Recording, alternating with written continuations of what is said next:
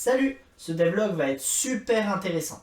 Tout d'abord, on va commencer en trouvant un nom pour le jeu. Dans la précédente vidéo, tu as pu voir que le jeu s'appelait encore 2D Game.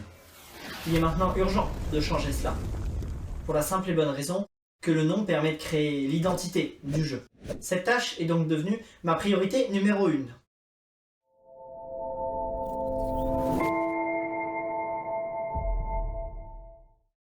Trouver un nom pour un jeu vidéo est une étape cruciale. Il doit à la fois capter l'attention tout en donnant une idée de l'univers du jeu. Il doit évidemment donner envie aux joueurs d'en savoir plus. Et surtout, il doit être facile à retenir. Pas comme Planetenverteidigungskanonen-Kommandant. ce jeu est juste imprononçable. Dans un premier temps, j'ai analysé le contenu et l'univers du jeu, en me basant sur le fait que c'est un jeu de gestion, stratégie 2D en temps réel.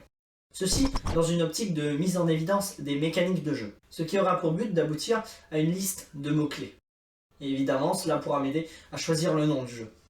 Je voulais que le nom fasse penser à l'espace tout en mélangeant la fuite et les commandes du vaisseau.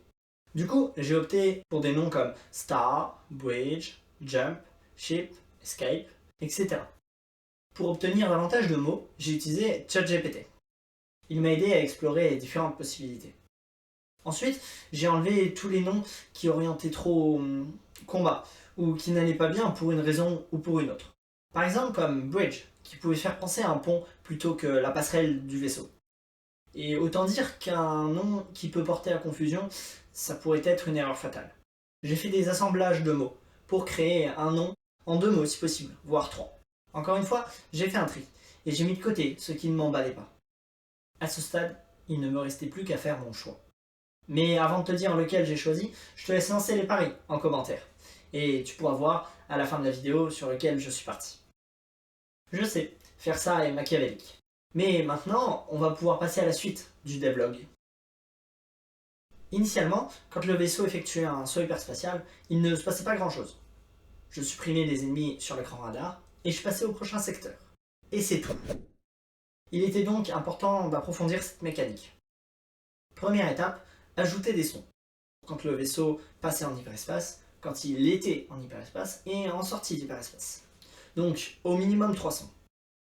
Deuxième étape, évidemment, il fallait un support visuel à tout cela. Petit problème, on ne voit pas l'extérieur du vaisseau. Il n'y aura pas non plus de hublot ni de vitres. Car en réalité, c'est un gros point faible au sein d'un vaisseau spatial. Alors, que faire? Je sais, comme tout le visuel se passe sur l'écran radar, pourquoi pas l'utiliser?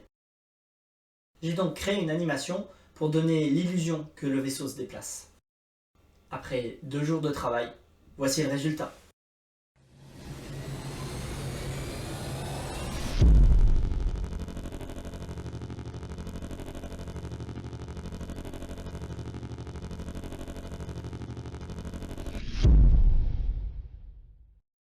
Je suis assez content pour les effets de saut. Et cela suffira pour l'instant. Il y avait un autre point sur lequel je devais travailler.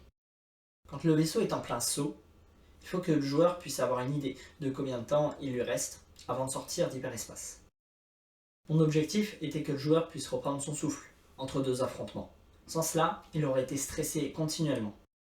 Et surtout, il n'aurait pas pu sortir de la salle de contrôle sans savoir à quel moment le vaisseau allait sortir d'hyperespace. C'est très problématique. Puis personnellement, je trouve qu'il est très important de diversifier le rythme, pour ne pas créer de lassitude chez le joueur. Je souhaitais que cette indication soit visuelle, mais pas affichée sur l'interface. Le problème des interfaces, c'est que ça casse beaucoup l'immersion. Alors, j'ai pensé à mettre des écrans dans chaque pièce du vaisseau, affichant le temps restant. C'est justement un gros clin d'œil à Stargate Universe, avec son fameux timer. Le développement se passait bien, quand tout à coup, je me suis aperçu d'une grosse erreur. J'avais créé le code dans l'écran même. Ce qui faisait que chaque écran faisait tourner le programme de calcul du temps. Pour l'optimisation, cela n'allait pas. Il valait mieux avoir un programme de calcul qui envoie les informations à tous les écrans. Ce qui est nettement moins lourd. Et donc, j'ai dû tout reprendre. Et après avoir tout refait, voici les résultats.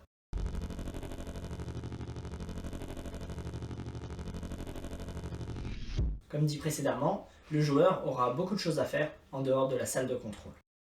Et donc, pour l'inciter à la quitter, il devait avoir un accès rapide aux informations du radar. À ce moment-là, je me dis qu'afficher d'autres informations sur les écrans du timer serait une bonne idée. Et de toute façon, quand nous sommes dans un secteur, ces écrans ne servent à rien. Cela pourrait fonctionner de la manière suivante. Si un ennemi arrive dans le secteur, l'écran d'affichage passerait de RAS à contact. Si ce même ennemi est détruit, alors l'affichage reprendrait son état initial, c'est-à-dire RAS. J'ai donc tout mis en place. Et pour rendre le tout plus agréable à l'œil, je l'ai fait clignoter. Avant de nous quitter, il faudrait que je te révèle le nom du jeu. Ce serait bête de l'oublier. Mais j'ai hâte de lire les commentaires pour savoir lequel tu auras choisi. Du coup, voici le nom. C'est Star Pursuit. Et voilà, je peux dire que nous sommes à la fin de ce devlog. Dans le prochain, tu pourras constater beaucoup de changements par rapport au gameplay. Et on parlera enfin du lore. Au fait, j'ai créé un Tipeee pour celles et ceux qui auraient envie de soutenir le projet, ainsi qu'un serveur Discord pour discuter du jeu. Donc n'hésite pas à le rejoindre. Et sinon, je te dis à dans un mois. Salut!